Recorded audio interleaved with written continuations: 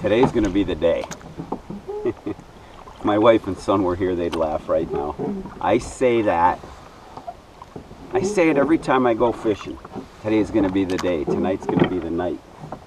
And I don't say it to get a laugh out of them. I say it because I mean it. Every time I go fishing, I feel like that time is going to be a great fishing trip. It's going to be the time I catch a really big one, or it's going to be the time, you know, we get a fish every 5 or 10 minutes, or it's going to be the day I learn this new technique or something I'm wanting to learn, or whatever. But I always feel like this is going to be that, you know, record-breaking day that I remember for the rest of my life.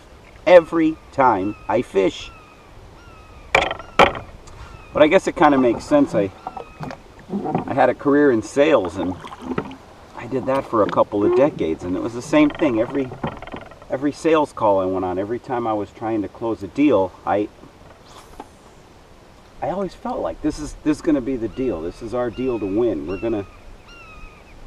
gonna get this business. There's a bass. Oh yeah. Okay, we got ourselves a bass already. Maybe today's gonna be the day. Nice. There we go. Okay. Man, I love the bass in this pond. They're so nice and clean and clear. Beautiful fish. I don't want to drift in there. Don't want to drift in there and ruin this spot.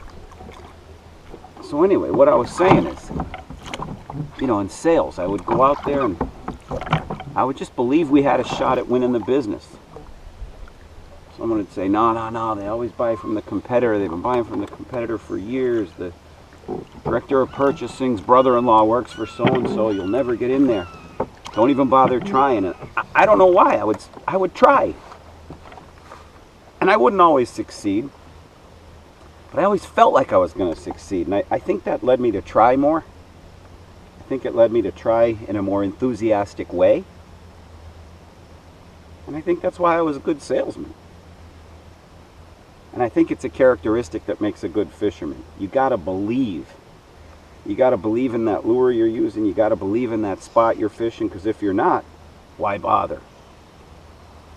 And speaking of the spot you're fishing, today I'm on one of the little ponds out in the Everglades. The water levels have dropped significantly in the last couple of days. And according to a ranger I talked to that works out here in the Everglades, he said, you know, when the water levels are high, the fish go back in the flats, out where you can't get them. They're out in the weeds. But when the water levels drop, they come back into the ponds. And then when the water levels drop enough, they get landlocked. I don't know if it's true or not, but it's a theory that kind of makes sense. So anyway, water levels have been dropping, so I decided to come out to this pond. And he was right, because the last time I was here, the water was up over the bank and onto the road. Today the road is bone dry, and I had about a 1-foot drop from the shoreline straight down some rocks to get the boat in the water. The water's also a little colder, it's also a little clearer. So let's see if we can get some big ones today. It's also chilly. I'm wearing a jacket. Yes, I am in South Florida. There's a bass. But it's chilly. Hopefully I'll be taking this jacket off in a little bit. There we go. Decent bass.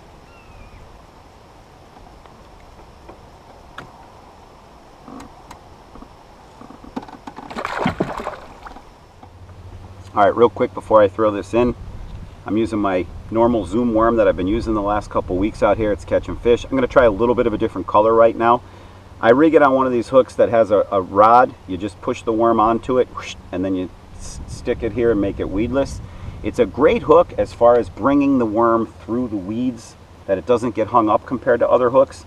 The downside of the hook is the little rod that the little pin that you stick the worm on kind of creates like a friction point or a moving point in the eye of the hook and tends to fray the line. So I wind up kind of breaking these off more often at the knot than other hooks I use. My way to mitigate that is about every 10 to 15 minutes I just take a look and see if the knot's starting to fray, because it's frustrating to lose your hook on a, you know, when you get stuck on the bottom and you pull or something like that, or you get stuck in a bush.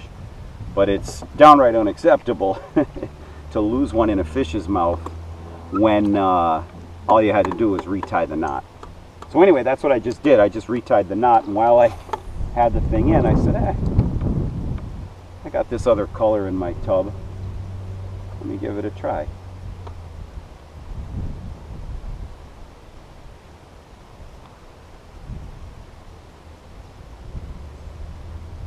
See if they like it.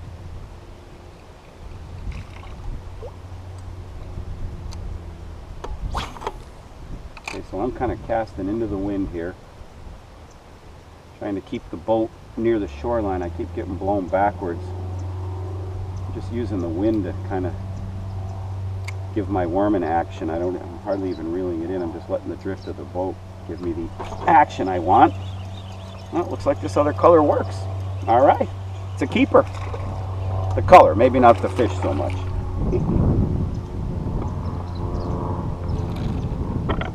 All right, so this guy's a little smaller than what we've been getting.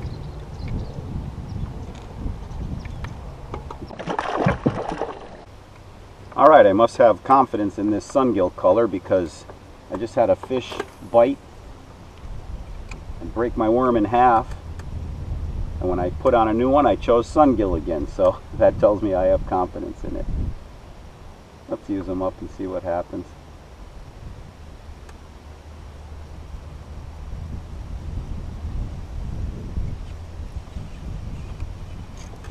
Oh, there's a fish. Nice. Wow, he hit me right at the boat. Okay.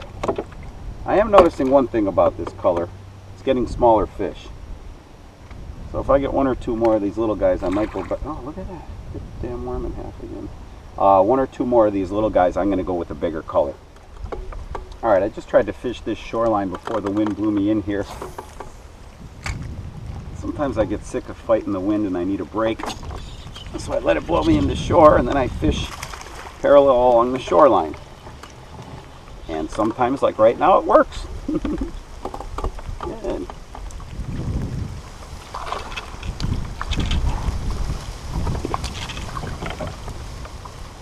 He swallowed it. Man. Alright, so I was starting to say before I got this guy that sometimes I let the wind just blow me into the shore. It makes the logistics of fishing a little easier, and I just fish up and down the shoreline. So obviously that paid off. Now I was saying earlier, what I find with Zoom plastics is sometimes the color affects the buoyancy. I don't know if it also affects the toughness, but it seems like I'm going through a lot of these sungill worms a lot faster than the other colors I was using, but whatever, I don't really care. Oh, perfect cast.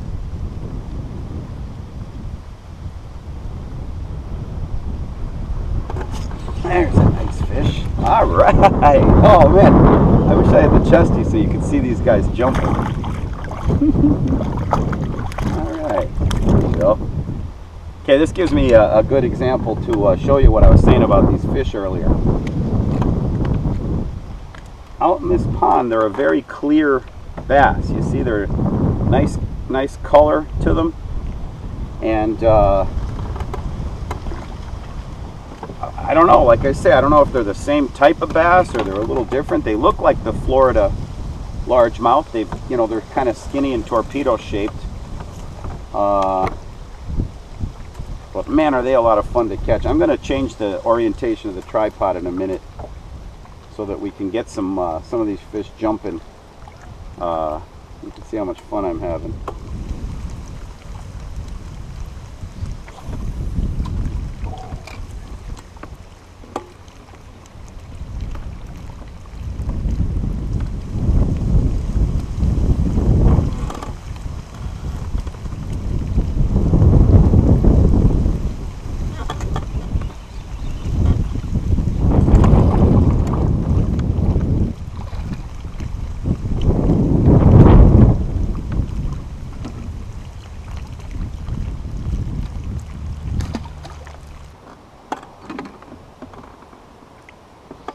Alright, last time we came across this bank a few hours ago, I got a few fish.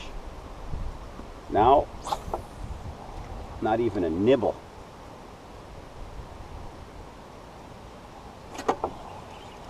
Till now.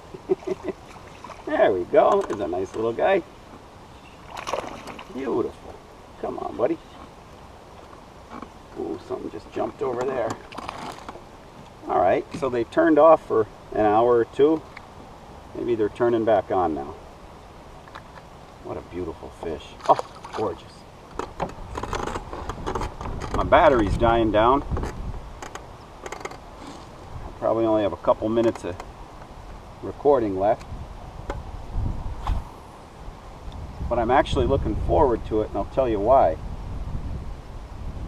I want to find some big fish. And it's hard to do when I'm trying to make a video at the same time as fishing, because I'm more worried about positioning the boat for the camera than I am, optimizing where to catch the fish. So once the battery dies, I'm going to put the GoPro away. I'm going to fish this water a little harder with a little more focus and intensity, so the next time I come back and bring the GoPro, I'll have a little bit more knowledge of where to go and what to do. Because I'm not a video guy who makes fishing videos. I'm a fisherman who records his fishing. So the fishing kind of comes naturally. The video stuff is what's tough.